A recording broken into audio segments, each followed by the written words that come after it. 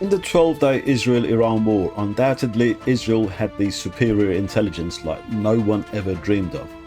There's been all sorts of speculations on how Israel got their intelligence. In this video, I will discuss if this man, Admiral Ali Shamkhani, a former head of the IRGC Navy, a former Minister of Defense and the former head of Iran's Supreme National Security Council, could have been an Israeli spy.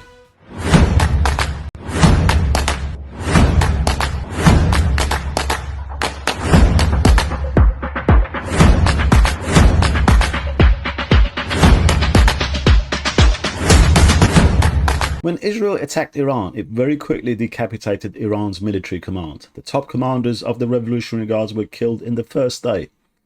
And then even their replacements were killed. The Revolutionary Guards, or the Guardians of the Islamic Revolution, as the correct translation is the elite military outfit that was set up after the Ayatollahs came to power in 1979.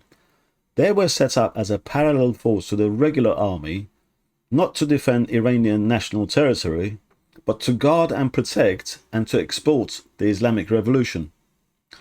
It was first reported that Ali Shamkhani was also one of those who had been killed.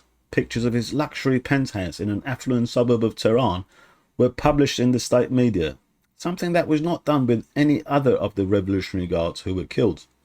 There were no pictures of their residences that were published. Why did they only do that with Shamkhani? It was then reported that Shamkhani was not killed, but badly injured and in critical condition in hospital.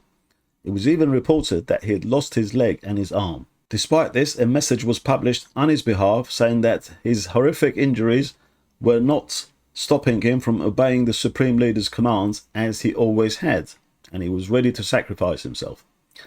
Now, I have to tell you that Shamkhani had already fallen out of favour with the establishment in Iran.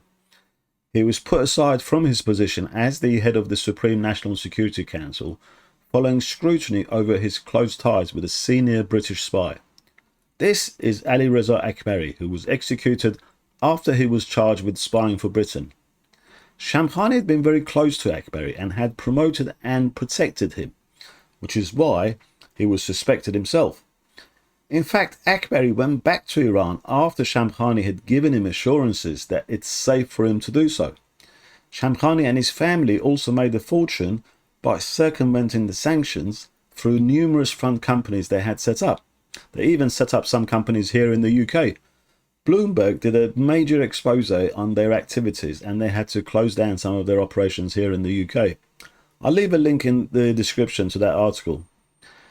Anyway, let's not digress. Finally, earlier today, Shamkhani turned up for the funeral of the other Revolutionary Guards commanders who were killed by Israel. He looked gaunt and thin, a shadow of his former self, but he seemed to have both his arms and legs intact. He looked more like someone who'd been tortured than injured in a bombing. This is exactly what people look like in Iran after they're tortured under interrogation. So, could he have been the spy or one of the high-level sources that provided the Israelis with top intelligence? As the former head of the Supreme National Security Council, he was privy to just about any top secret. Also shown in the funeral was Ismail Ghaani, the head of the Quds Force, the arm of the Revolutionary Guards tasked with operations outside Iran. He was also rumoured to have been an Israeli spy. It's interesting that of the top military officials, those two were the only ones who turned up for the official funeral. It would have been a security risk for the others, of course. But did Shamkhani and Ghani turn up because they were expendable? What do you think?